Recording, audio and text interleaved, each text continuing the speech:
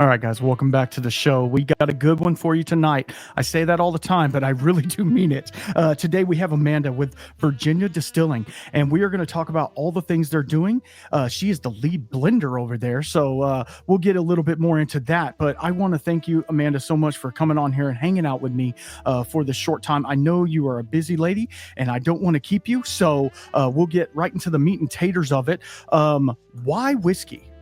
Oh, I love whiskey. I love how it connects all the dots for all the best things.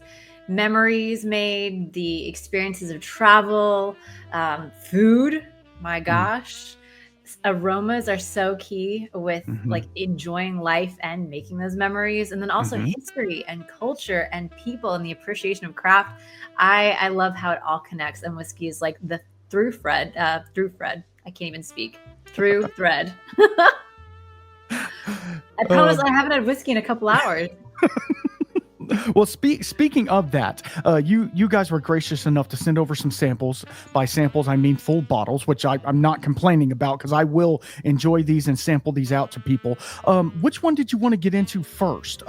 We have the port cask finished and the cider finished, which, we can go either way. I would say let's start with the cider cask finish. Okay. It's a little lighter and brighter versus the more robust port cask finish. All right, cool. I want everybody to know this is a fresh crack. I'm not over here sampling the stuff before we get it or anything. I'm doing this fresh on the show because that's the way the Lord intended it. You don't drink whiskey alone. Whiskey's best drink with friends. So let's get into it. Oh, cheers. Nice cork pop. So tell us a little bit about this whiskey, and then we can go into more of the background of yourself, and then we'll get into Virginia Distilling. Yeah. So the cider cask finish is a really unique whiskey because it really does showcase our sense of place. Originally, we got started and we were bringing over whiskey that was distilled and aged in Scotland instead of releasing a gin or a vodka or something really quick. And so we took whiskey already distilled and aged at least 6 years, and over the years added more and more of our own whiskey to it, and would finish it in Virginia for a year, 2 years to really bring it all together and show off Virginia. And this new label symbolizes it's been all ours for a while now, a couple of years, but this is 100% distilled, aged, bottled at our distillery in Virginia. But the casks are where it gets really fun. So the casks that we're using for this finish, because it aged about 6 years in ex-bourbon barrels before it migrated in for another 2 years in cider casks. We use Buskey cider out of Richmond, Virginia. We use Potter cider out of Charlottesville, Virginia. We use Laird's apple brandy from North Virginia casks. Yeah. And a little bit of Calvados from Normandy, France. So you're getting a lot of really great levers to pull as far as flavor with casks. And I love that it's a really interesting story. Like on the nose, I feel like it's more honeysuckle and vanilla and green apple and pear. And then on the palate, it really transforms. It moves into baked apples and cinnamon and pecan. And so like, that's my idea of how a whiskey should go. It doesn't need to match exactly the aroma in the palate. So yeah, I'm curious to hear your thoughts. Well, I will tell you, this is, I haven't had whiskey in a couple days now. And so this is really nice. It's refreshing almost to the taste. And it's coming in at 46.5. 46.5. So the proof point's right on there, which I love that. And I forgot to even say that this is an American single malt as well. Yes. So we're checking that box as well, which I love a good American single malt. So, and this is just that. But then on the nose, it's really bright and floral, fruity. It has a lot of nice things going on. But then on the taste, I get all of those, which that might be psychosomatic, or I might just be psycho, whatever. It's all of those different casks coming through. I can kind of taste the apple brandy. I can taste the cider, which I'm thinking it gives it kind of almost an effervescent taste to it. And then, it's just so rich, but yet light at the same time. So it's going to be one that I'm gonna have to sit down with after this show and just kind of critique it and go through it. And it's just really, it's singing to me right now, which, I knew it would when I saw it. I was like, okay, that's going to be a good one. And it's unique because you don't get a lot of cider casks. Is that correct? Correct. Yeah. legally, Scotland with their single malts can't do a cider finish.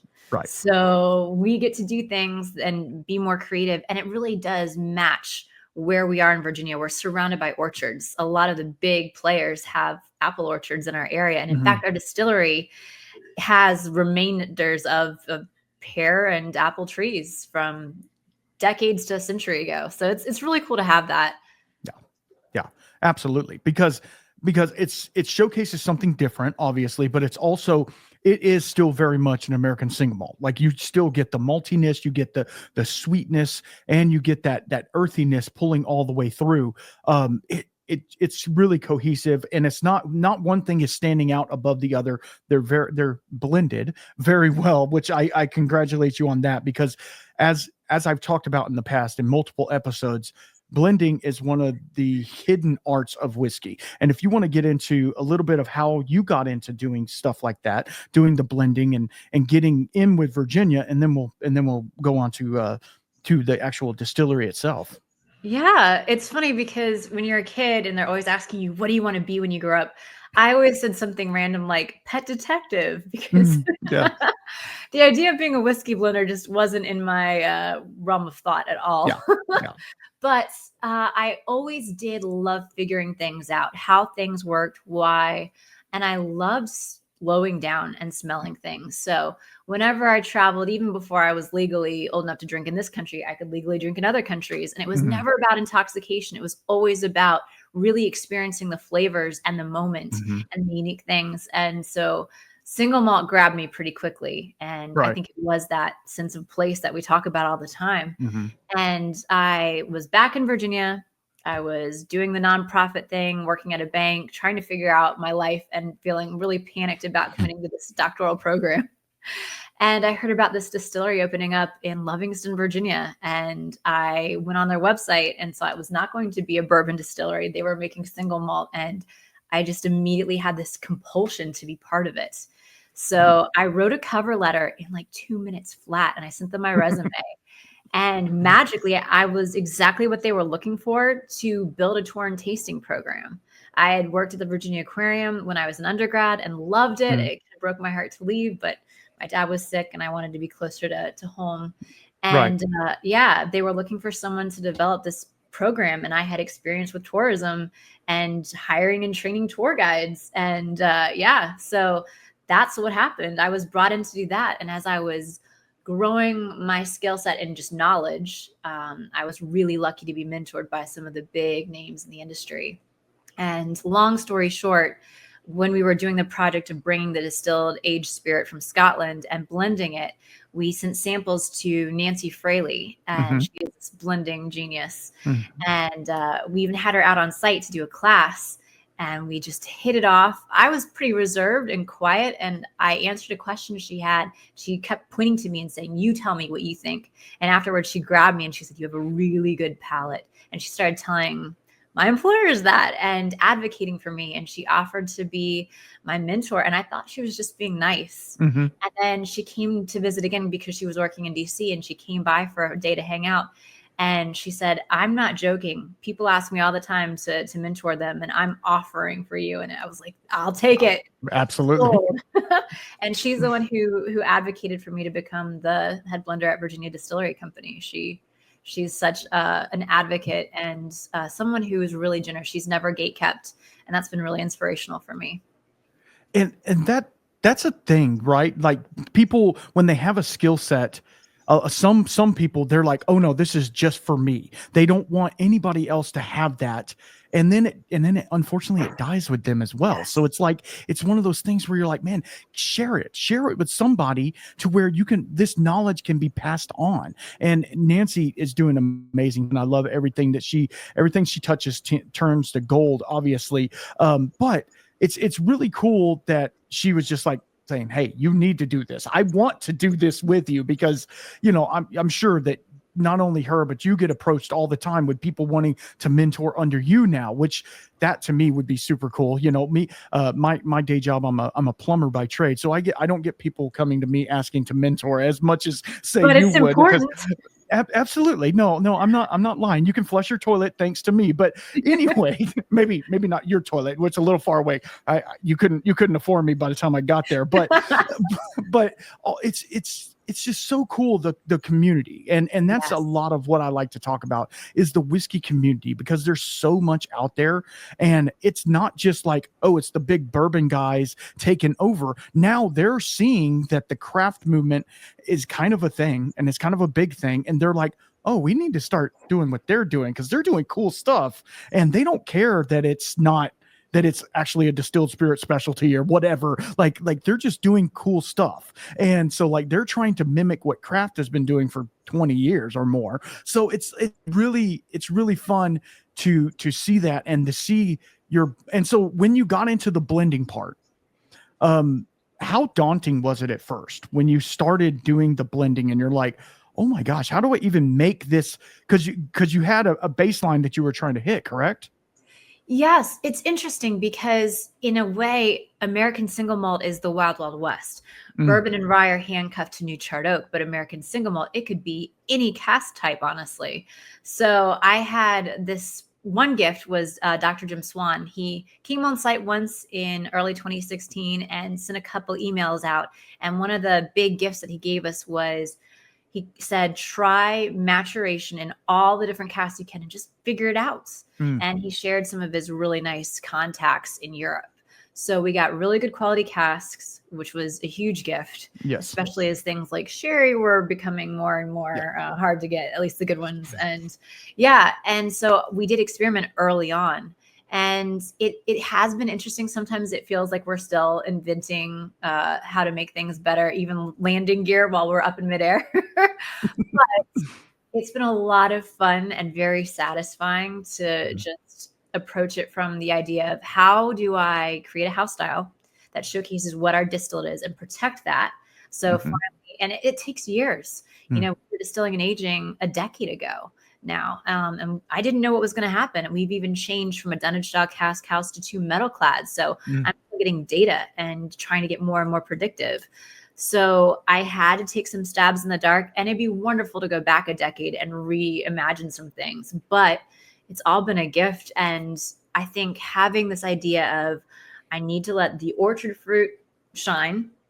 That was, you know, in our distillate fermentation really developed some great things for us, and then balance out the wood sugars and the oak contact and all of that, and find this way to have a very diverse array of products that speak to an array of palates. I think it's impossible to have whiskeys that every single person who tries it is going to love. But if I can have a variety that really speaks to quality and complexity, then I've got something to work with. So that was what I was thinking from the get-go. Like, I didn't want something one-dimensional. I wanted to have layers and depth, and I wanted to make sure I wasn't masking the distillate. So that's why you don't really see much new oak from us.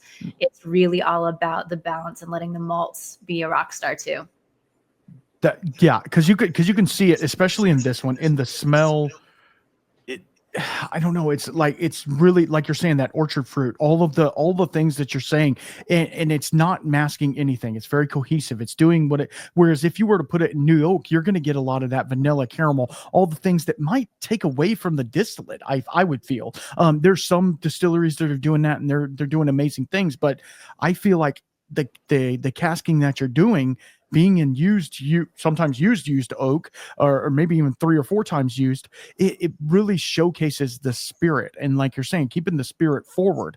So speaking of spirit, let's get to the distillery and talk about Virginia Distilling as a whole. When did you get on site, and kind of a little bit of background about them specifically?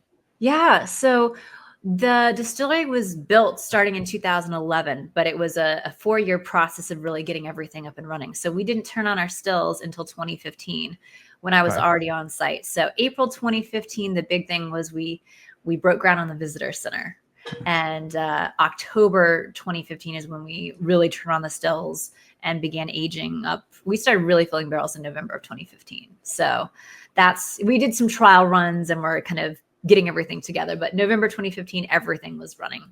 And so for me, I think the big excitement was watching the distillery get built in the months before that, because Mhm. we hired a wonderful man, Harry Cockburn, and he was the engineer at Bowmore Mhm. and became the distillery manager.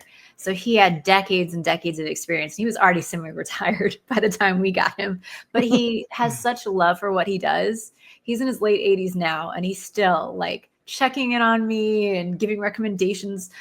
We went to him last year, like, so about these still density tests, and he was like, "Oh yes, let's do a call." So he's just a gift. And when you come and visit, which I hope you will, everything is Absolutely. laid out in a very linear fashion. It's very logical, and it feels in a long way like you're in Scotland. Like it's Mm. like you're stepping back and you're kind of looking at it from a distance. When you're in the nitty gritty and you're looking at the little details, you're like, oh, this is innovative and modern and fresh. But from a distance, everything feels very much like you're at a distillery in Scotland. Everything from the mash tun, the underback, the fermentation tanks, which we still call washbacks. I mean, our stills were made in Elgin, Scotland, along with our spirit safes. So there's very much that sense of, okay, tradition and Mhm. expertise from centuries back. And then things start to get much more innovative with our effluent and, of course, our warehouses and how we even do our casking and reductions. Like we have a different take on it for sure. Right. Right. And so let's talk about warehousing, because that's one of the things that you can control. Yes. And you guys are going through the old, I'm going to say the old Scottish way, and you're trying to do it the how we say the hard way, you know. But like in your warehousing, obviously Virginia is going to have a different climate than some of the other places. How has that affected the casks? Oh, it's huge. I really think that maturation is, I mean, they say it's like 70% on average of the flavor in a whiskey, but in a really extreme dynamic climate like ours, it's very impactful. We started out with a 600 cask capacity dunnage style warehouse. It was Mhm. built into the hill. We outgrew it very quickly and moved to metal clads, and we palletize in those. So you're getting microclimates. You're Mm. getting the sun beating down on one side. You're having humidity pockets in the middle. You're having a cooler front side. And so it's nice. I don't rotate the cask, so I am able to start collecting data and know that over the years it is fairly consistent. And really, the craziest thing I had to learn was we have a 4-season subtropical climate, and because of that humidity, we're having natural reduction in cask. Mm. So we started out filling our casks at like 120 proof. Mhm. And after a couple of years, as I was pulling samples and seeing the proof drop, I realized, okay, let's play around a bit. And to this day, it's been several years now, our entry proof is 62.5, the highest legal limit Right. for American whiskey. But that's in a way combating just our extreme humidity. Right, right. And because I mean, I know a lot of people they play with the proof and stuff like that going in the barrel. Obviously, you want it to be high enough to where it's extracting, especially since you're using used casks, and you want it to extract something and not just be a holding vessel. So you don't want to put it in at say 100 proof or even lower than that. I've heard people doing it even lower than that because Mhm. their climate is the opposite. So they're going to gain 10 Yes. or 12 proof points, and you're not getting that. So you start high and end out lower, that right, pretty much right where you want to be. So about what is your barrel exit proof when you're done with the barreling? Yeah, after 7 or 8 years of aging, we're averaging around 59% ABV. Yeah. There's definitely variance in there. But Right. exactly what you just said a minute ago, another interesting thing that I kind of picked on after a couple of years was there are water soluble flavors being developed and alcohol soluble ones. Mm-hmm. And looking at our environment and what was happening with our used casks and the barley, it was kind of let's veer more in this direction too for these desirable flavors Right. and Right. characteristics. So yeah, taking all of that into account and knowing that there will be proof drop has been really a fun learning curve.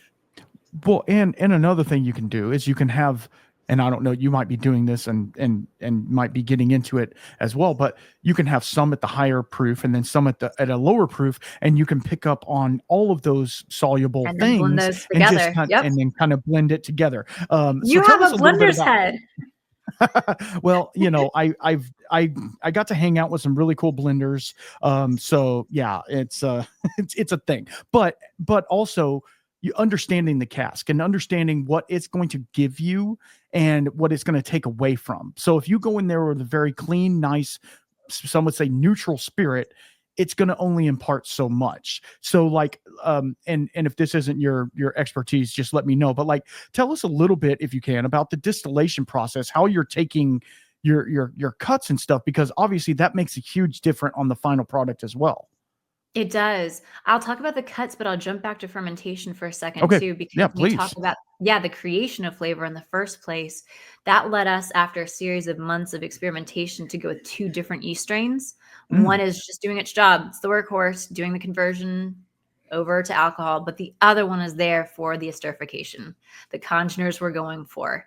So yeah, that's really important. And as far as cuts go, ours are incredibly narrow. We're 70 to 78% ABV. That's our cut. Yes, the heads and tails get redistilled, so there's no loss. But the reason for that is we wanted consistency. We've experimented with wider cuts, right. but for the house style that we're going for, the very clean, not quite neutral, but it is, it's just the bright orchard fruit. You can get Hmm. lemon, you can get some banana, like it's more of the orchard fruit, the white nectarine, peach, Hmm. apple, pear. Those are the dominant notes that, we're getting. So I've got my fruit, there we go. And I have this very consistent starting point. And then I Right. get to play. Right, exactly. And that's kind of what you want. You want to have good clean spirit that you can work with, and then you know that the barrel is only going to enhance. It's not really going to, do any weird stuff to it, because a lot of times when you get these new American charred oak, alligator char, it's because the distillate, I'm not going to say it, but maybe the distillate wasn't the greatest going into it, and they needed to filter some stuff out. Whereas you guys are trying to showcase the actual distillate, which I think a lot of people who are in the bourbon realm, they don't understand the nuanced complexity of an American single malt, because you are tasting that grain. And most people say, "Oh man, it tastes funky. It tastes too much maltiness." And I'm like, "Well, it is malt, so that's probably why." But also, it's you're tasting the distillation.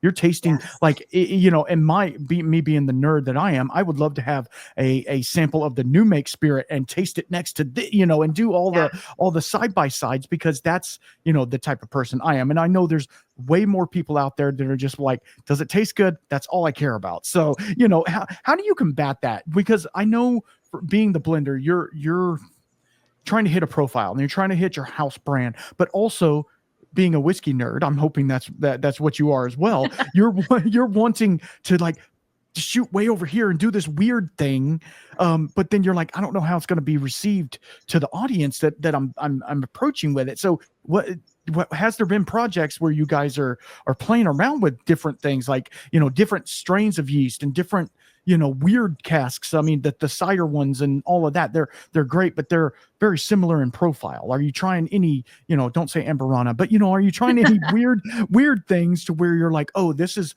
not for, this is distillery only? We'll just say that. Yeah, you're spot on. I love esoteric, unique, Mm, striking, memorable moments in whiskey that make you go, oh, wow, that make your brain fire off and that mm-hmm. take you to places you didn't expect to go. And that's really challenging to like. I think sometimes I've snuck out some honey barrels that I've been like, this is crazy. There was an Oloroso cask that was super mushroomy and it was Ooh, beautiful. I mean, like ooh, grilled portobello, earthy oh, mocha. It yeah. sounded crazy, but I wanted a balsamic glazed sirloin. And it Yeah, was phenomenal. And I was like, I don't know what to do with this because I want to keep it all. right, And I don't know many people who are going to love it like I do. right. And it was gorgeous. So I shared it with our distillery director, and he also fell in love with it. And our cellar warehouse manager, and he fell in love with it. And we sent a sample off to, of all places, California. I was like, we'll see if they've got like a crazy whiskey club. And he Yeah, was like, wow, this is really different. I don't know what to do with it. And I was like, that's okay. I'm going to guard it. yeah, exactly. Because, and that's the thing, like you have to send a warning, like, hey, and I could blend it out. I've had other casts like that, not that particular profile, but plenty Right. of really unique ones. And I've gone, I'll find a way to make it really a unique note, like a top note in a Mhm. blend. But it does crush me sometimes that my particular, like I love him, but our chief sales officer hates peat. And my God, Oh, do I love it. I love amen. Amen, so sister. I many love it. versions of smoke. And I've done some really beautiful experiments, and everybody who's had it, who's liked peat, has been obsessed. Have we released it? No. I think he's terrified of peat. And I do respect the idea that we don't want to confuse people, and we're not Scotland, and we're already fighting that Right. battle of Mhm. American single malt is not necessarily always going to be peated, because not even all Scottish single malts are peated. Not even the Right. majority. So yeah, it's a battle, and I have to respect what the sales team can do and what is actually in demand. But yes, to answer your question, there are so many fun experiments that I want to do, and some really fun ones that I have. Some of them have found loving homes. Some of them I am guarding fiercely. Well, I mean, it's funny that you say that, because in the video I can see a couple bottles of Lagavulin back there. So, Oh, you know, I've got my Isla here and yeah, my Isla down on absolutely. the. Absolutely. So, I mean, being a Pete head as well, there is something about it, but I do understand it's a love it or hate it relationship. You don't just be like, yeah, it's okay. Like you're It's like, true. yes, give me more, or you're like, no, I'm good. Now because I know that Whiskey Del Bach and Santa Fe Spirits, they're doing Mesquite. like mesquite smoked, and it is different. It is different, and I love it. Don't get me wrong, I love Oh it yeah. too. But it's a different type of smoky profile, whereas the peat Yes. is earthy and mineral and walrus bathwater and all of the things. Yeah. And so like it's very interesting. So I understand where, from your guys' perspective, not saying not wanting to put that in your portfolio, but having like maybe a one-off that you're like, Mhm. hey, we did a peated run. It is what it is. If you like Yeah. it, great. But it's not going to be something we sell to mass market, because guess Yeah. what? At the end of the day, and this is for everybody in the whole world, um, you know, we're in this business to make a little money. Somebody, I don't know who's making the money, but somebody's in the business to make some money. And when you're selling casks that, you're going to have 100, 200 people like, yes, you have your core fan base that's going to be like, yes, I want that. I want every release you have. Yes. But then the mass majority are going to be like, hey, that looks cool, I'm gonna pick it up. And they're not going to want all the craziness. So it's hard to combat that. And you can chime in at any time. I know it's hard to combat that, because the geekery side of it, and then the meeting a quota side of it, they kind of conflict each other sometimes. And you wanting to blend and make it the best product it is, you're like, but we could do this and make it cool and make it different. And I don't know, it's so interesting, the blending process. And if you want to get in a little deeper about the blending process and how you go through, how you structure your blends, because I've talked to other blenders and they have a specific way, and I don't know if maybe your way is a little bit different, if you want to get into that. Oh yeah. Yeah, no, it's true. And I do have to say real quick that I am a big fan of the single malts you mentioned. And I love Mm-hmm. that they are showcasing their sense of place through the mesquite. It makes sense for Mm-hmm. them. And I love Absolutely. that. Yeah, I think it's really important to have a point of view. And that really was something I wanted to develop as I was learning how to blend. And so my first step is you have to know what you're working with. If you're a chef, you better know your ingredients really well. And that means everything from, your protein down to the seasoning. So Mm-hmm. my first step is I do a grading of the casks. Every barrel gets a grade. And it could be a very cursory one for a big Mm-hmm. one that I'm just processing very quickly. But typically I try to take my time and am checking on certain casks multiple seasons throughout the year. And my grading system is ABC, and C is no worse or better than A. C is just Okay. foundational. So it's what you'd expect. So from a traditional ex-bourbon barrel, you're expecting your vanillins and your Mm-hmm. butterscotch and a little bit of that citrus to come through, and the orchard fruit, of course. Mm-hmm. If you're getting a ton of pine or chocolate or something, that could be, if there's like one crazy note that's standing out, then that could be an A. That's if you're an orchestra playing Mm-hmm. together, that could be the piccolo getting its little solo, and you're Right. like, oh, that's fun, and that adds Yeah. interest. And a B is something that's a little bit in the middle. It's got some layers and complexity, so it can stand out maybe even on its own. So a lot of my single casks have a B rating, Mm-hmm. but it does have the keynotes that you would expect, just a little bit more of a pronounced development and richness. So Right. yeah, I'm grading those casks. Then I also grade them based on readiness and maturation. So 3, 2, and 1. 3 is youthful, 2 is maturing well, and 1 is ready to move. And then I have my nuances, so pluses and minuses. So like I love a B1 plus. That's pretty exciting for me. But I also often go hunting for a great deal of C's. And if I find an A, it's fun to find out where it belongs. So Right. yeah, I'm getting to know my ingredients. I'm working with that.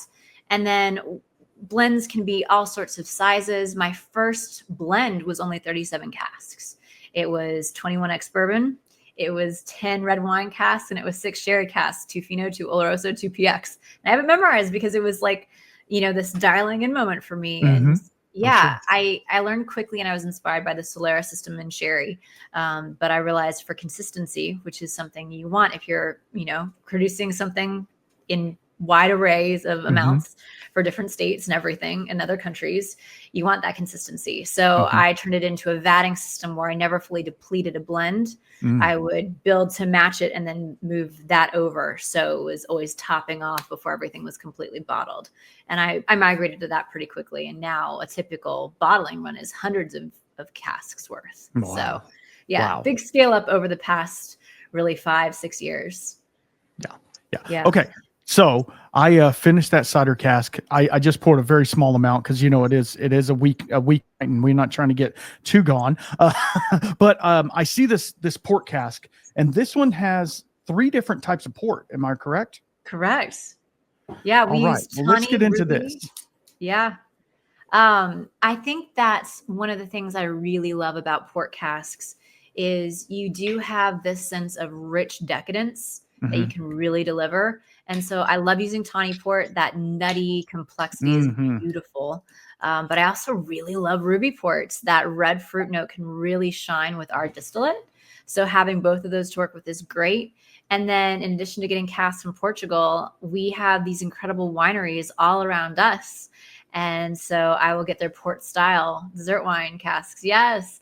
And use those as well. And it's that great old world meets new world, different styles to work with, more levers of flavor for me. And I'll tell you, these local Virginia wineries, I can get those casks a day after they're dumped, sometimes the same day. Oh, man. So fresh. Yeah. So on this one already, and I'm glad we picked it for the last, because I think it would have overthrown the lightness of the cider cask. I mean, it's everything you want in a port finished whiskey. It is rich and decadent, raisin, plum, maybe even a little. I like to use mascarpone. And of course, taste and smell is totally subjective. It could taste like gasoline for all I know. It better not. It better not. We have a problem there. Yeah, exactly. So speaking of that, like, do you ever get casks and you've had whiskey in them and they're the bees, they're maturing nicely, and then you wait, and let's say it's been 3 months. I don't know how often you go back and check your casks, and have you had any that have gone just too far and now they're just not great, how they've degraded to a D? You're like, I don't even want to use it. Have you ever had that happen? Yeah, one of the other lessons I learned was that maturation is not typically linear.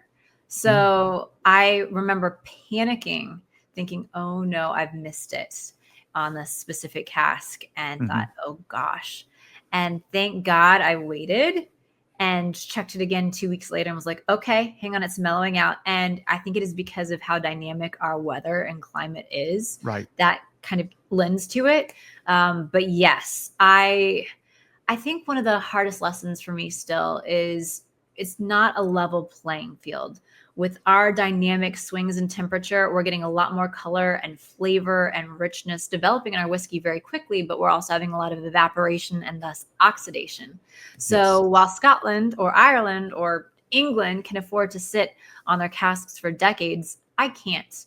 My whiskey can be incredibly over oaked, and casks can become bone dry in a matter of 8 to 10 years. I've already had several, like handfuls and handfuls, sadly, of empty casks. No. And it hurts. It breaks my heart. So that's my job, to make sure that the whiskey is not over oaked and there is that balance. And I want to hit 10 years for all the whiskey. I'd love to have every single cask type hit 10 years so I have that data and know. But honestly, the 6 to 8 year window seems to be the best. And those casks that I've gotten into 9 years old now, like, there were some sherries that I think I let them go too far. And so I can fix it. That's my job. My Right. job is to make it, show beautifully, and I will do my best. And so far it's been working, but it hurts. And Yeah. the loss also hurts. Yeah. So Absolutely. Because when you lose whiskey, that's whiskey you can't sell, and then yeah. you spent all the money to put it in there, and you're And years to warehousing it, and yep. you're like, there's nothing. We have literally nothing in this cask, and then what do? You just, I mean, obviously you write it off as dead law. I understand that, but like that doesn't help anybody. Not you, No. not the company, not people trying to buy it. It just stinks. And Yeah. yeah, no, and I will tell you now that I've had a sip of this, the port lingers so much on the long palate. I mean, it's almost buttery at a Yeah. point, and it's so viscous and just clings. And yeah, this is both of these are just amazing representations of themselves. Now, do you have one that's just your basic non finished, or is it just in used bourbon oak?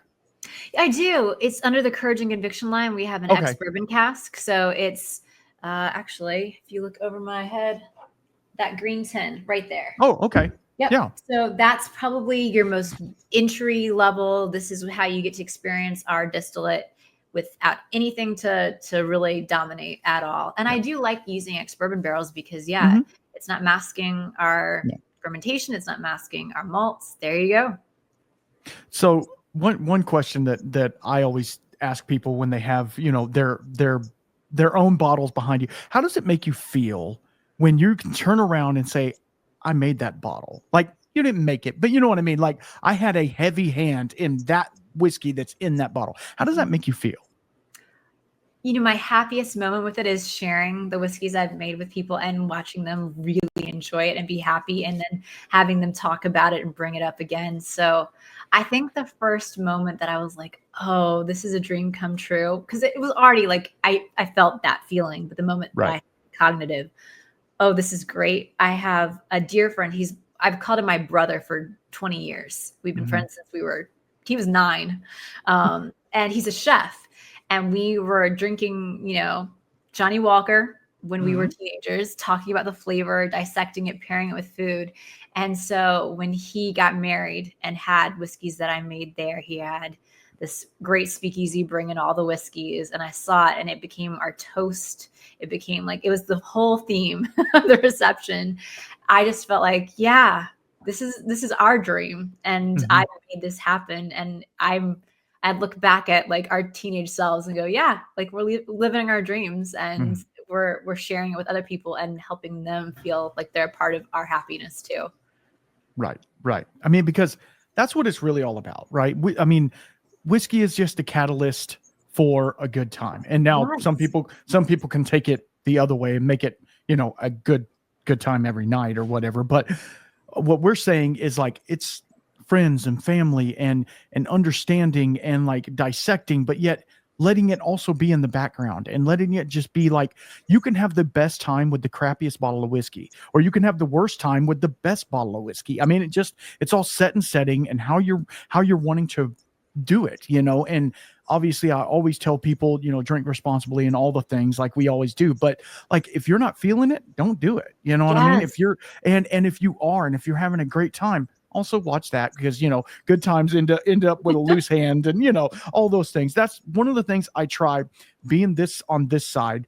Mm. I talk about whiskey all the time. That's my second job, but I don't want people to ever think that it's like one of these things that is a have to, because Yes. it's a luxury that we get to have as humans on this earth. We get that luxury, and the fact that you had a hand in making the whiskey I have in my glass right now, that it means a lot to me, and I know it means a lot to you that we can share this together. And that's really what the whiskey's about. It's not so much the great cat it was in. It's more of the experience between a group of people enjoying it. To me, that's how I feel. Absolutely. And I think about all the time, how do I want people to enjoy this whiskey? Because Mhm. once it's bottled, it's out of my hands and it's all theirs. But my Mhm. hope is that it makes them slow down and savor and Absolutely. think. And maybe it is. I remember one day I was giving a tour And I asked the people what they thought after they tasted the port cask finished whiskey. Mm-hmm. And one of the men said, "I smell my grandfather," and he started to cry. And yeah, Yeah, I think about that all the time because that's absolutely. what I want. I want those Yes. moments of feeling close to the people you love and have Mm-hmm. lost. I Mm-hmm. want you to feel this moment of joy and comfort and relaxation and connectedness. Man, that hits because it's all about, and me going through olfactory testing and stuff like that when doing the thing that I do. It's really if the whiskey can take you back to a memory, then you're onto some good stuff, because Yes. because everybody can just drink a whiskey and like, yeah, it tastes good, but it doesn't take you to a memory. But if you can be like, this reminds me of my grandpa, like that, that's a, ding, check mark. You got it. You nailed it. And it might just be for that one person, but at least you did that. And that makes your day, obviously, and you did something for that particular person to change something about them. And it just makes it all worthwhile, because I know, and you can talk about this if you would like. I know that most of your day is on spreadsheets and computer work, and it's not out there sampling and tasting and the glorious things that everybody shoots in their Instagram reels and stuff like that. It's not all that. It is a lot of I'm taking my work home. I'm doing this. Like, it's a lot of deadlines and meetings and all the things. If you want to get into that part, if you want, or if we can stay on the high side if you want, but if you want to get into that, because that's the real part. And everybody's like, how do I, maybe I want to open a distillery, maybe I want to do the thing. Yes, making the whiskey, bottling the whiskey, sharing the whiskey with people is great, but when you have to do the taxes, or when you have to do sensory analysis on 300 barrels, it does get a little taxing. And people are like, oh, your job is just to drink whiskey all day. Yes, okay, but like, you can get palate blind, you can do all the things. So if you want to dip into that, into the, I guess, the dark side of distilling. Yeah. People ask all the time, can I come shadow you? Can I come work with you for a day? And I have to do this moment of, I want to bring them in, but like, do they want the real world, or do they want the fun 1%? Yeah. And I'm lucky. I work with incredible people. I love what I do. There are challenges and there are hard parts of every day. My highlight, and one thing that I do enjoy talking about, is I do something called Barrel Boot Camp. And Barrel Boot Camp, I can just dedicate time. Usually it's 2 weeks in the spring, sometimes 3, 2 weeks to 3 weeks in the fall. And these are prime windows that I've identified for speed dating my whiskey. So I run through a ton and I make my final decisions. I've been monitoring these casks year round, but here I'm going through, pulling out what I want. These for small batches, these for these main lines, these for single barrels, these for future experiments. This is, whatever it's going to be. And then we begin the dumps. And then it's slow reductions. And if people knew how much math I do, I think they would be stunned. I actually love chemistry. I wish I could go back to high school and college and like retake chemistry, because I think I see how practical it is now and I didn't then. But there's a heck of a lot of math and a heck of a lot of chemistry. I'm always doing formulas. I'm always figuring out, from this percentage and it's basically algebra, which was always my favorite type of math. So I'm kind of lucky there too. I can't complain. I've got it pretty good, if we're honest. Right. But yeah, there's a lot of deadlines. There's a lot of stress. Things change. You have to be able to pivot on a dime and be able to just make things happen. And for me, one of the hardest things is letting go of something when I feel like, oh, but I can keep making it better. Deadlines are my nemesis. And I've never not made a deadline. I have always been ready, and I'm very proud of that, because there have been some crazy moments, but that's hard, and it's something where you're always going to have to compromise, and I don't love compromise, so that's probably the nitty-gritty real side. Yeah, well, and it's also that thing where you're sampling the barrels and you're like, man, this, like you're saying, this barrel is getting good. It's turning into something. And then you're like, oh, deadline's here. We need to dump. But you're like, it's almost there. I can't dump it too early. Like blah, blah, blah. And then you get like really frustrated, because it's never going to be perfect, right? It's never going to be perfect, because each cask is different. Each cask reacts differently.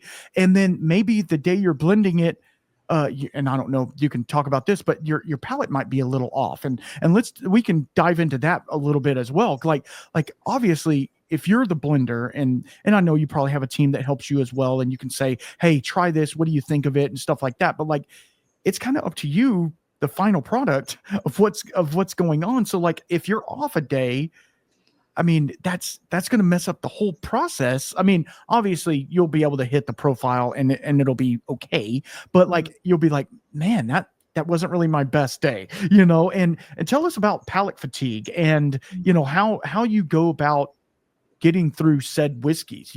Obviously, you're spitting. There's the main thing, right? You have to. I mean, I do not spit when it comes to final blends. I think it's really important to know the finish. That's how I operate. I love a good long finish. There's nothing more disappointing to me than having a decent whiskey and then going, oh, that was forgettable at the end. Yeah. Yeah. So when I'm in the home stretch, I am fully experiencing that whiskey in every way. Awesome. But yes, when you're going through hundreds of samples in 2 hours, you better not be consuming that whiskey. Yeah.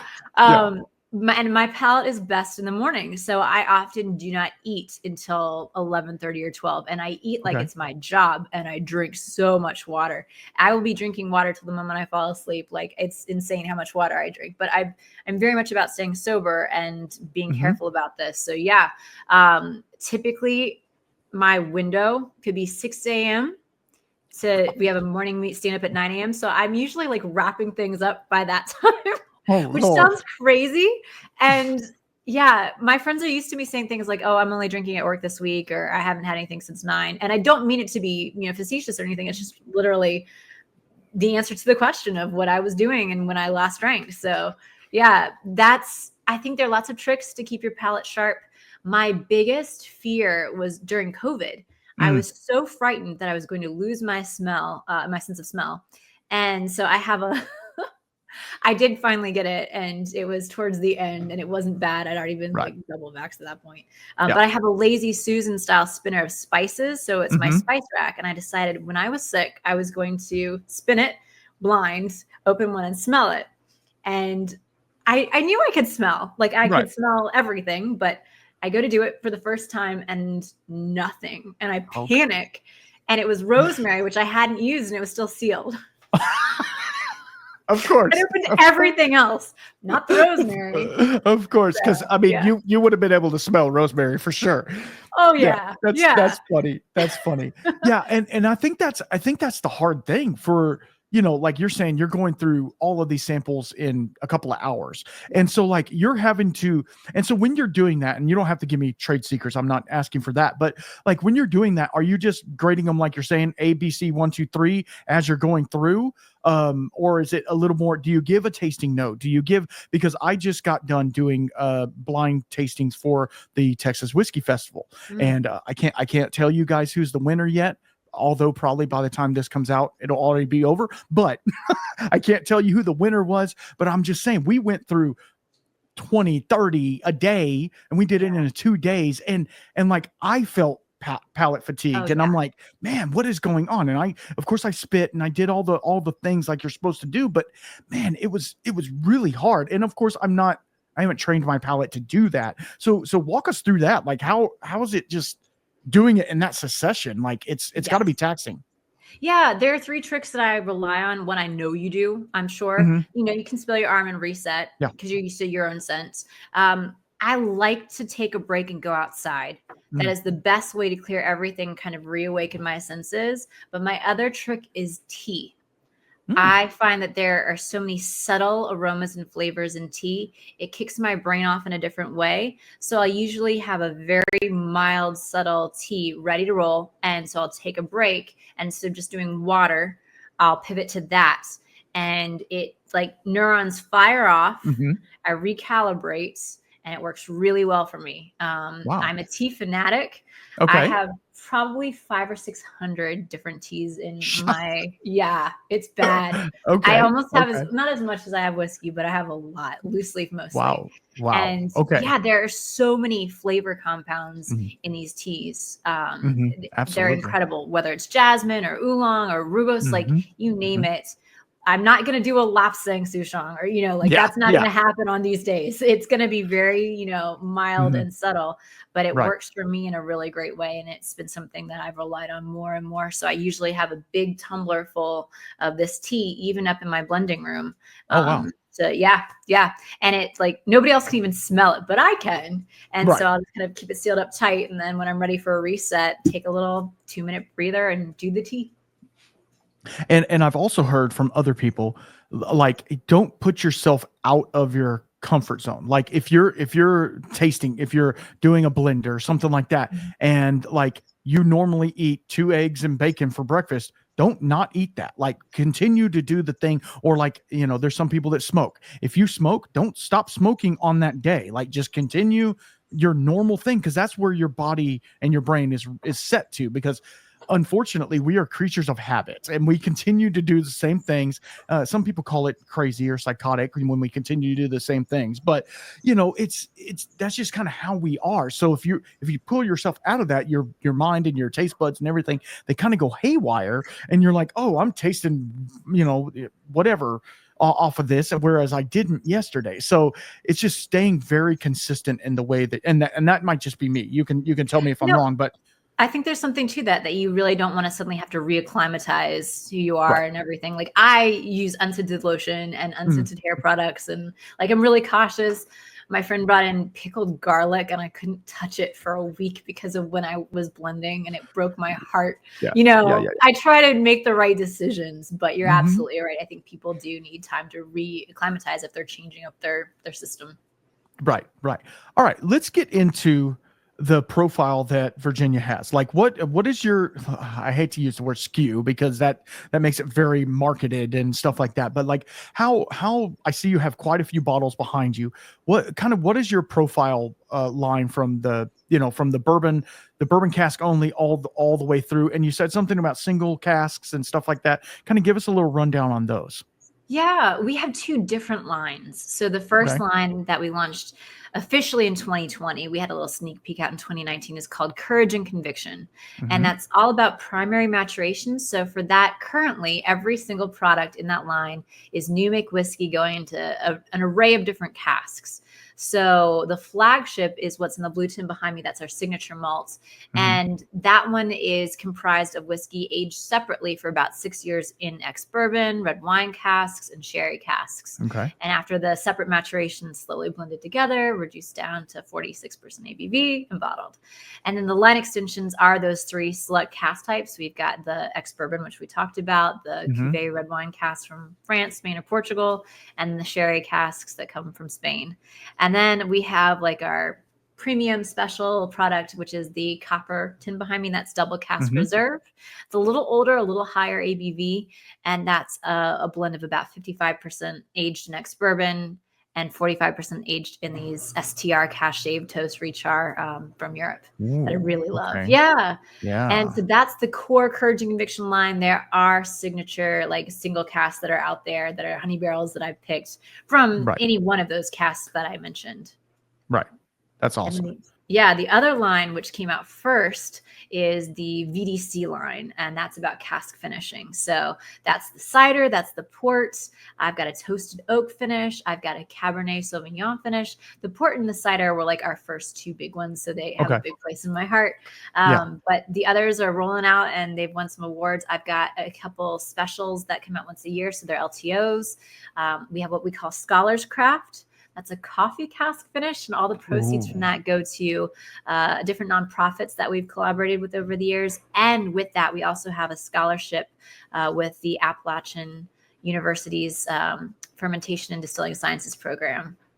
So I'm all about that. And we have something called Brewers Coalition, and that is just collaborating with local breweries from across the U.S. and finishing in their casks. And they're really fun. And like we talked about esoteric. I went to Hardywood, one of my favorite breweries in Richmond, Virginia. My favorite beer from them is their gingerbread stout.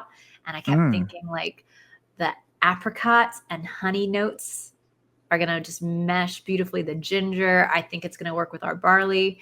And they agreed. They sent me barrels. I threw it together, surprised the whole team.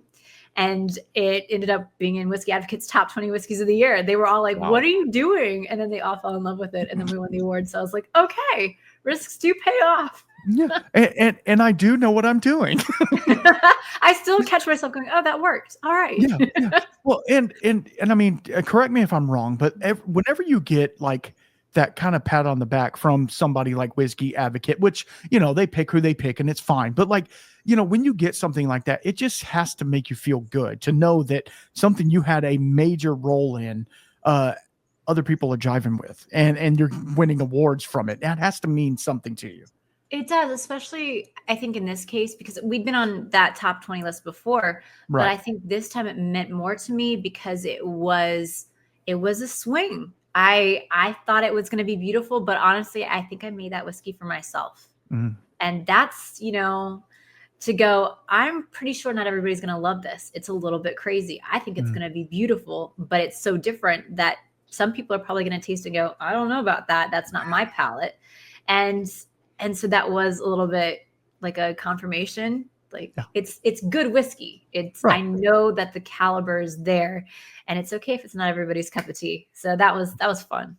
Yeah, no, I mean, that's what you want. You want to be able to, like we were talking about earlier, you want to be able to skirt the line, but and say this isn't for everybody, but obviously it was for the right people because Yeah. it did what it had to And it do. sold out entirely in a matter of weeks. So Of course, yeah. as it should have, you know. And so let's talk about that. Other than that collab, who else have you collaborated with, to kind of get into that? You know, I know there's a lot of people out there doing, you know, because with American Single Malt, a lot of people, they have a brewery that they work with directly, that they, you know, do their mashing and stuff for them. And so like they make a beer and then they'll take their beer, like you were talking about. What are some of the collaborations that you guys have done other than Yeah. that one? Since we do everything ourselves, the only thing that we're really contributing to the breweries is giving them our used casks, which is really fun to trade back and forth. So that is something that we're doing with Hardywood. And it just kind of made sense when I went in and talked to them. They were like, yeah, let's try it. Right. So I love the idea that these different stouts or, you know, we heavies or even barley ones are being aged in our barrels. So that feels really good. The other ones that I've done more recently, I just released a Foothills collaboration. And the really great thing there is a series of the proceeds are all going to Helene victims and the food pantry down there in North Carolina. And that was really important. We sent some of our team down there initially right afterwards to help with the cleanup and do water deliveries. And our team is really like invested. So it felt really good to say, well, if we partner with a brewery in North Carolina, we can really continue to build these relationships and keep making a difference. Right. So that's been great and it's selling really well. So I'm stoked about that.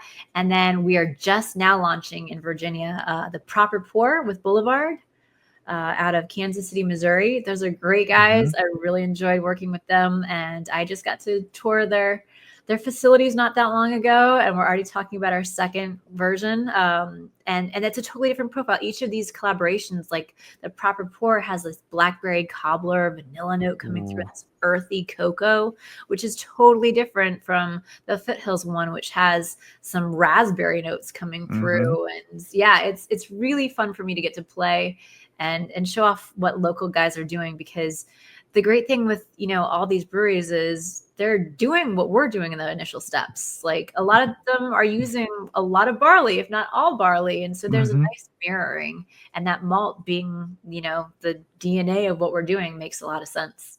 Right. And this is something that it brought up in my mind as you were talking. You know, let's talk a little bit about your crew, you know, because you said something about your crew. How many people do you have, you know, in the conglomerate? And like, I'm guessing y'all jive pretty well together, you know, so tell us a little bit about that. Yes, I wanted to get back, so I'm so happy you asked this. We have about 40 employees, and You asked, you mentioned that I probably have a team, and I do. I have a sensory panel that I've built, and I have to give shout outs to them. So we have a series of distillers. We have Marion Cunningham, who's amazing. We have Timmy Mhm. Green, phenomenal. We have John Price. We call him Little John, but he is very tall. And John is on the sensory panel.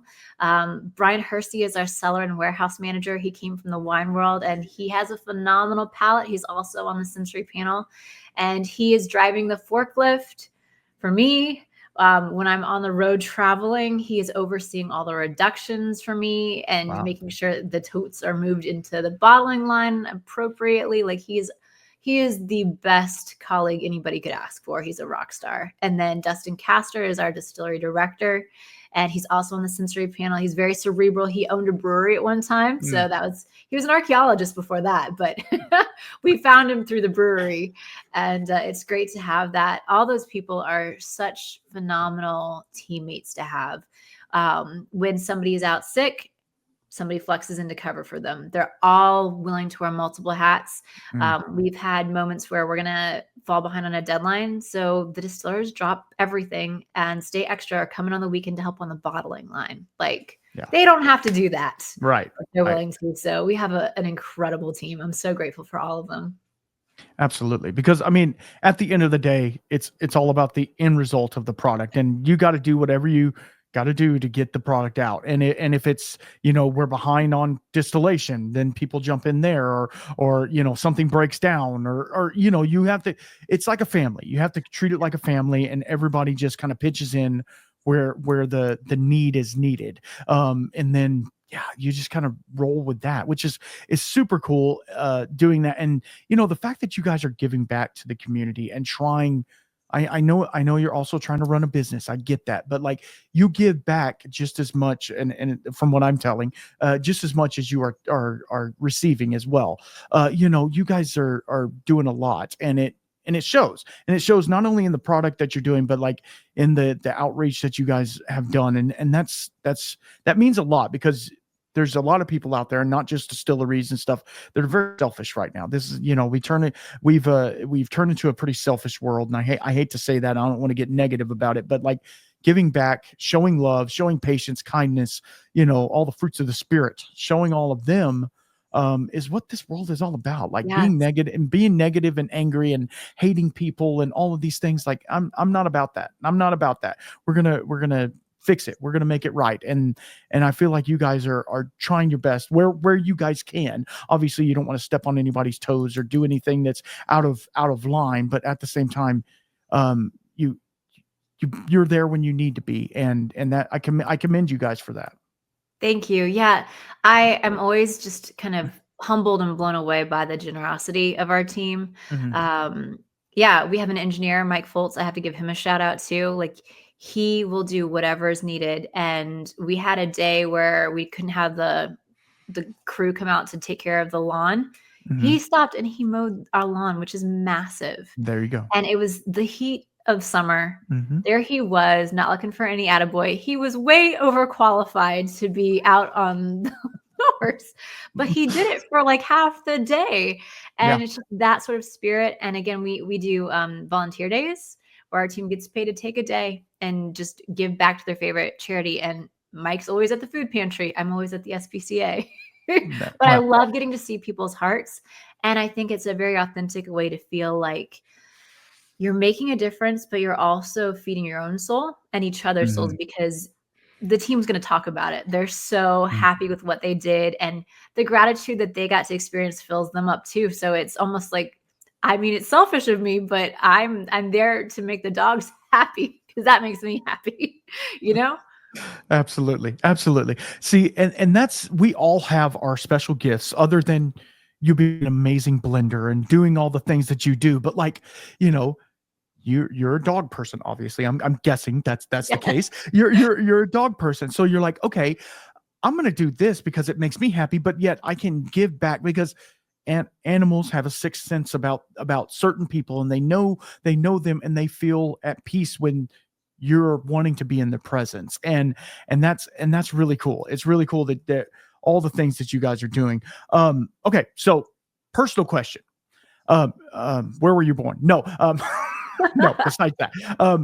So if you had to pick a whiskey that was not from your guys' lineup, what would it be? And it can be either a celebration pour, it could be an everyday drinker, which is like if you drink at work all day, you probably don't want to drink when you get home as well. But let's say you're wanting to have a drink, what would be the drink that you would go for? Oh, I'm gonna have a different answer every day of the week. But Absolutely. last night, I met with some of my best friends in the industry. We call it Okay. spirited sips, and we send each other samples, or we meet up across different times before going to Hmm. conventions or whatever. We bring samples for each other. And last night we cracked open a Glenturret from the Scotch Malt Whiskey Society. It was Yes. Polly Put the Kettle On, that one. And Hmm. Glenturret's so Hmm. historic. And you and Hmm. I were talking about my love of peat. The Hmm. balance and the richness and all the complexity like really made me happy. So I'm still thinking about that. It's been 23 hours since I tasted that whiskey, and it's been on my mind pretty much nonstop since then. So that is my answer today. And I mean, I love Scotch Malt Whiskey Society. I mean, they're just putting out some amazing stuff, and the fact that they love to pick, and I'm not trying to talk about them, they love to pick like old weird distilleries you've never heard of and do like really weird finishes to it, or it's just really cool. That would probably be one of my picks as well. So thank you for that. But yeah, it's so cool that when people are like, "Hey, I make whiskey all day, but I am still a whiskey nerd." I still like to nerd out about other people's whiskey. Oh And yeah. you said you had people in the industry that that you hang out with and stuff like that. I would think if it was me, because I love it on this side, on the podcasty side, get to try your product. And I'm sure that when somebody, say Caitlin over at Clear Creek, sends you a sample and she's like, "Here, try this. I want you to try this. This is something I'm working on." It has to just make you glow that everybody in the community is doing amazing stuff. Yes. Oh, I love Caitlin Bartlemay. She is one of the most phenomenal humans on the planet, and my life is richer because Amen. of having her in it. And yes, we love sharing things. And she was one of the first people I shared a sample of that gingerbread stout with. And she was like, "When you're Mm. ready, I need 3 bottles." And she got 3 bottles. She got 3 bottles pretty early on. Yeah. And it's what makes me so happy. So yeah, Mhm. I am so grateful for the community. And yeah, we love our whiskey. And that's what makes it so cool though, right? Because now we're getting back to the community part of it, because like it's something that not only the producers can enjoy, but the people on the other side, and the guys who just want to pick up a weird a bottle at the store or whatever, like everybody can enjoy it. They're going to have a different reasoning for it. They're going to look at it a little bit differently, but like at the end of the day, if you made somebody happy because of what you made, and if you can invoke a response like you did with that one person, like that's what it's all about. That's what it's all the whiskey is made for. And it's really cool. It's really cool to see what all of you guys are doing, and especially you guys. I mean, I've known about you for quite a long time. I actually have a single barrel that I was going to bring in here, but I forgot it in the house. It's a single barrel of your port cast, but it's not three separate ports. It's only one port, and it was at cast strength, and it was a hot mama. It was like 63%. Like it was hot. It was from the Barrel Outlaws. I don't know if you remember that That one. was a spicy one. It Yes. was. It was. And anyway, it was an amazing bottle, but I was like, wow, if this one's, this profile is very much different, but Yes. it's also good to show the highs and the lows, and these aren't lows, but you know what I mean. Like Yeah. you guys can branch that gap pretty easily. So tell us a little bit about your single barrel program, since we talked about a single barrel. Tell us a little bit about that. Yeah, and I'll answer one of the questions you asked earlier, because you're right. I do a lot more than just grading the barrels. When it Right. comes down to blending and single barrel picks, there's a full analysis. And so I use the kind of WSET methodology of appearance, nose, palate, conclusion, and I write everything out. And single casks, yeah, I need them to fire on all cylinders or tell a really fun, crazy story. And yeah, that one was the second highest ABV of any single cask or any bottling we've ever done. Anything together. So it was one of those, we don't see those high ABVs in Virginia. Yeah. Not in my area. And it was a really fun, crazy story. And it was like, well, if it's going anywhere, it's going to Texas. So yeah, what I typically do with single barrels is once I write my story out about it, and I often name these casks, like I've got a chocolate covered cherry, like Mm. it's fun to have a Black Forest cake. So I get very attached to these, but I'll send the profile descriptions off to our team in different regions and see what speaks to them. Because what I always say is, we're looking for a loving home for these casks. If you don't have a fit, that's fine, but here's what I've got for you to work with. And so our guys are like, yeah, that one speaks to me. I'll see if I can find a home for it. And so that's how that goes. And it's maybe a unconventional way to do that, Mhm. but I think of these casks as, having personalities and character, and I want them to find the right fit. And the reason they are single casks are because they're different and stand out typically. They might be just really beautiful, well balanced, but I'm also looking for some fun variety. Yeah. Yeah. And you definitely found that, especially with this one. And that, of course, that's that one kind of stood out to me, obviously, because I know Brad, who's the one that helped pick it. He has an extremely well balanced palate, but he also likes the really crazy stuff and the really off the wall things. So like anytime he pulls out something, he always gets the Woodfords and the other ones that that they're like, yeah, it's good, but like these are the ones that I go for. Like anytime he does an American single malt, I'm like, I'm in. Love I it. should have got two, but it's one of those things. But that's what's so cool about single cast to me personally is the variety. The variety that, I mean, you can have one compared to another, like you're saying, that the difference in them is astronomical on some of them. They are completely different, even though they sat right next to each other in the warehouse, and how. So like from your, and I'm not going to keep you all night, I promise. I just have the questions keep popping up. I love So it. You're good. so are you still using the Dunnish style warehouse? No, we Okay. converted that over to a bottling line. Okay. Okay.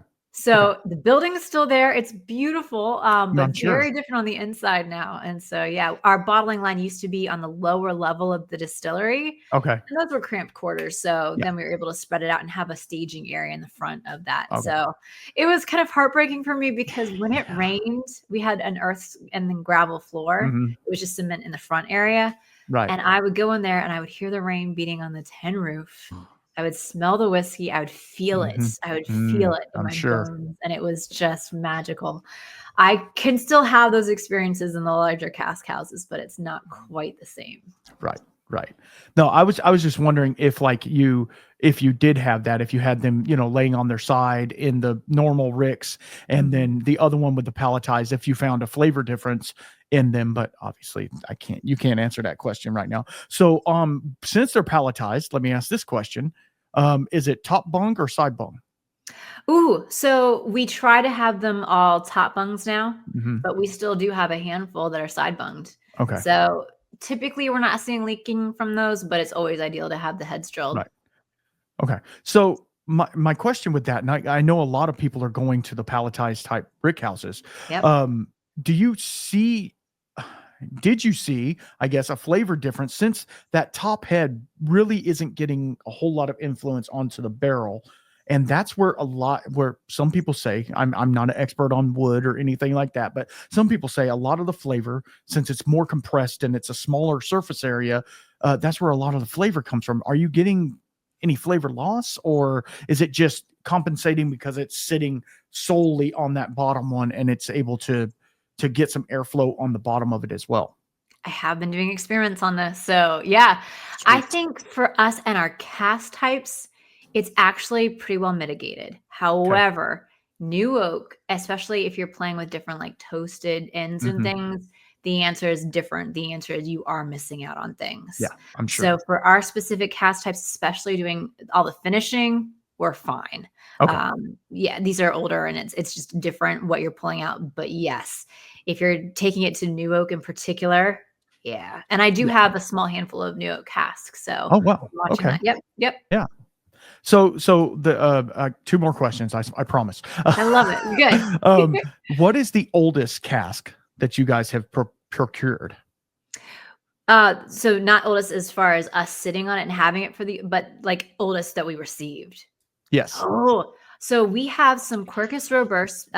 They're Spanish oak, Mhm. and they were several hundred years old, apparently. Oh gosh. Yes.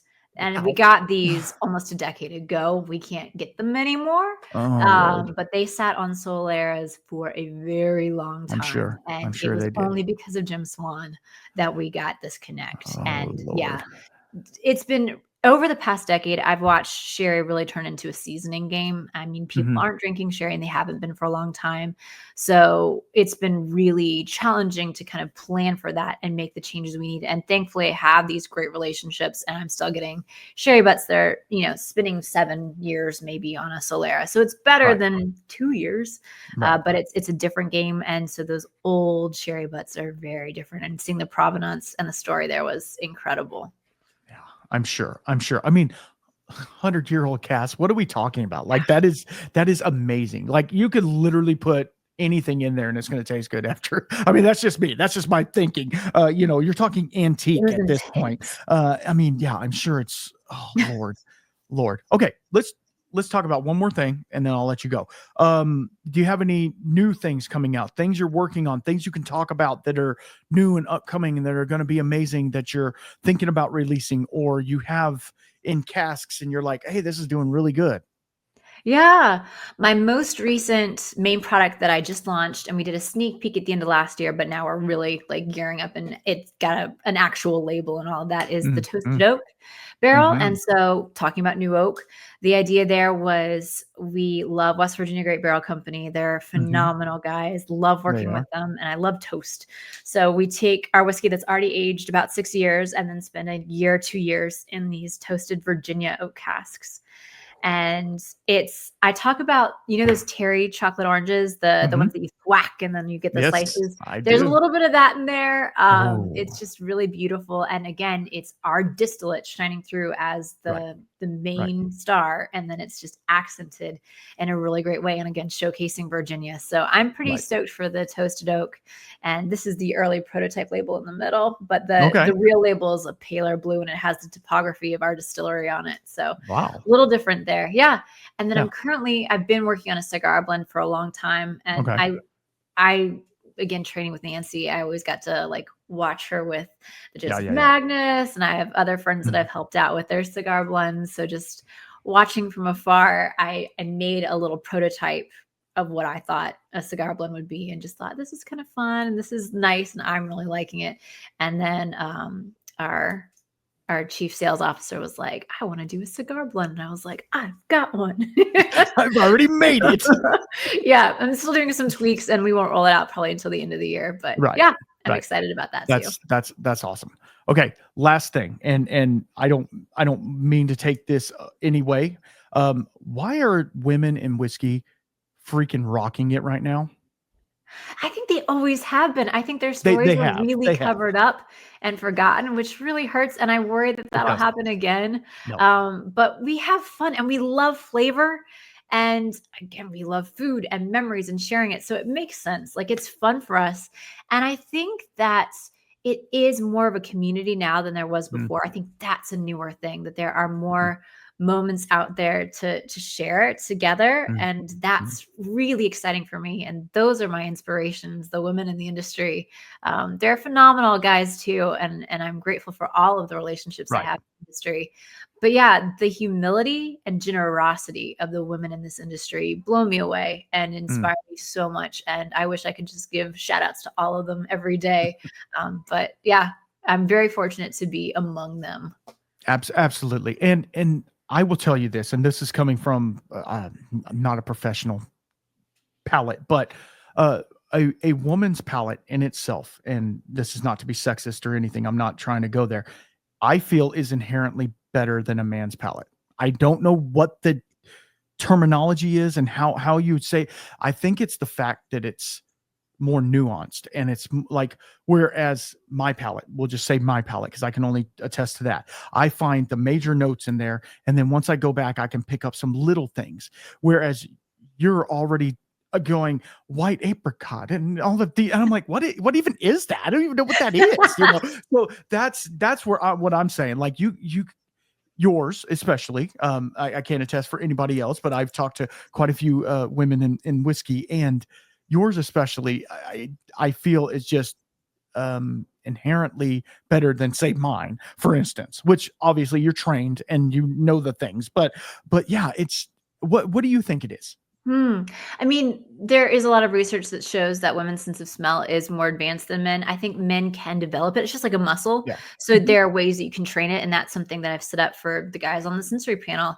I make them go through drills and they have blind Mm, vials. And, I think the three things that have helped me the most are having a vocabulary.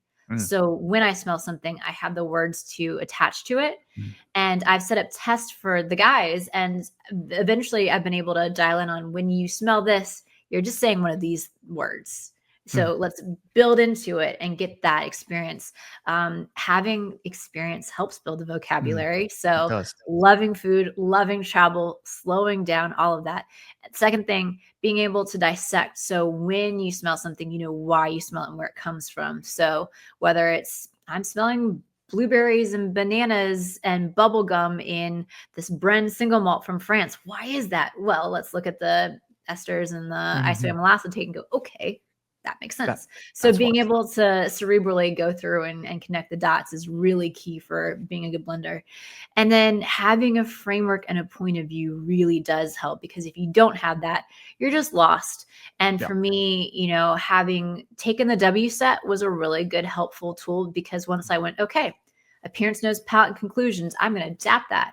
And so I'm going to talk about what I value and get into the finish and really develop that. That's important to me. So that's a point that I'm always going to spend a lot of time on with my blends. And Right. it's just having that for me. I'm sure that all the blenders have their own points of view, and that's what sets their whiskey apart.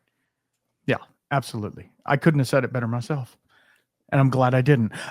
Okay, so before we go, tell us where we can find not only yourself, if you want to give your socials, you can do that, but Virginia Distilling, and if anybody wants to pick up a bottle or something like that, how's the shipping and stuff like that going? If you know that part, I'm sure you do. Yeah.